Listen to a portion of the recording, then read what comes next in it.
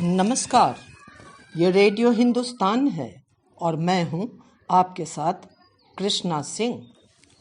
Radio Hindustan के अपने कार्यक्रम वैदिक विचार में आज जिस विषय पर हम बात करेंगे वह है यूक्रेन हमला या द्रौपदी का चीर।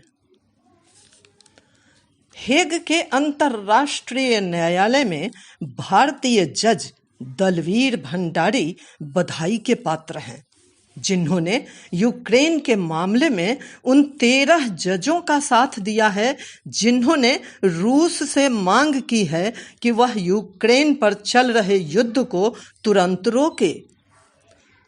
भारत सरकार ने स्पष्ट शब्दों में ऐसी मांग नहीं की है, लेकिन वह भी यही चाहती है।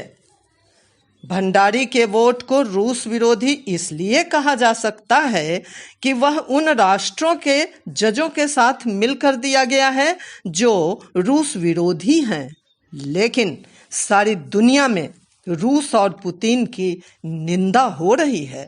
पुतिन का कुछ पता नहीं, वे इस हमले को कब रोकेंगे। यूक्रेन और रूस के बीच बातचीत के कई दौर चले हैं, लेकिन अभी तक वे किसी अंजाम पर नहीं पहुंचे हैं। यह मामला द्रौपदी का चीर बन गया है। मुझे ऐसा लगता है कि रूस इस मुख्य मुद्दे पर तो संतुष्ट हो गया है कि यूक्रेन नाटो में शामिल नहीं होगा, लेकिन जिस मुद्दे पर बात अभी तक लटकी हुई है वह यह है कि रूस ने दोनेत्स्क और लुहांस्क नामक जो 2 नए स्वतंत्र राष्ट्रों की घोषणा कर दी है, उस पर यूक्रेन राजी नहीं हो रहा है।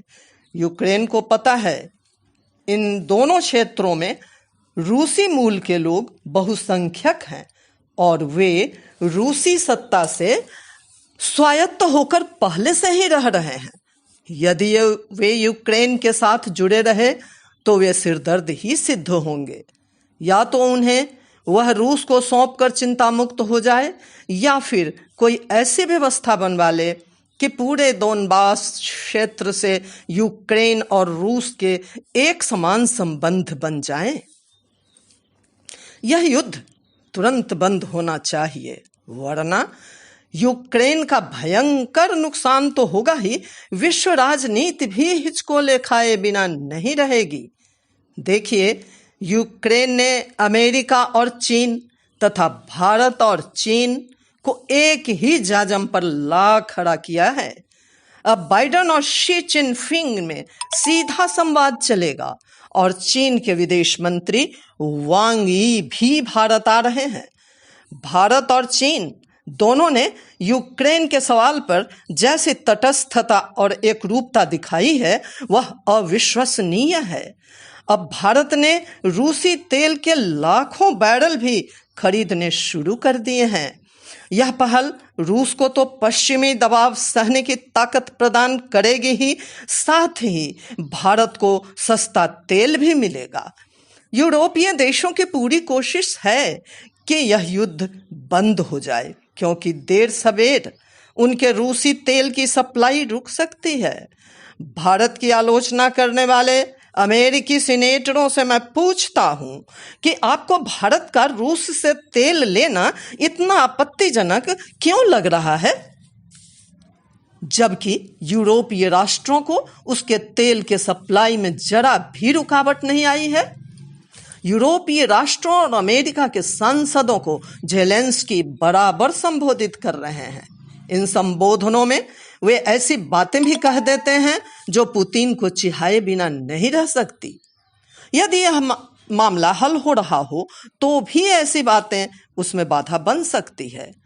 इसमें शक नहीं कि यूक्रेन की फौज और जनता ने रूस का मुकाबला काफी डट कर किया है, लेकिन इस नाजुक मौके पर ज़ेलेंस्की को भी दूरदर्शितापूर्वक व्यवहार करना चाहिए।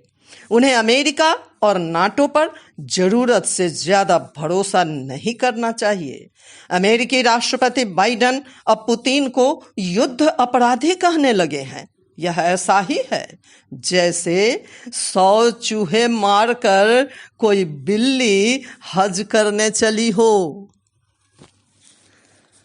वैदिक विचार में आज यूक्रेन हमला या द्रौपदी का चीर विषय पर महत्वपूर्ण विचार के लेखक हैं वरिष्ठ पत्रकार व लेखक डॉक्टर वेद प्रताप वैदिक जी। फिर मिलते हूँ आपसे।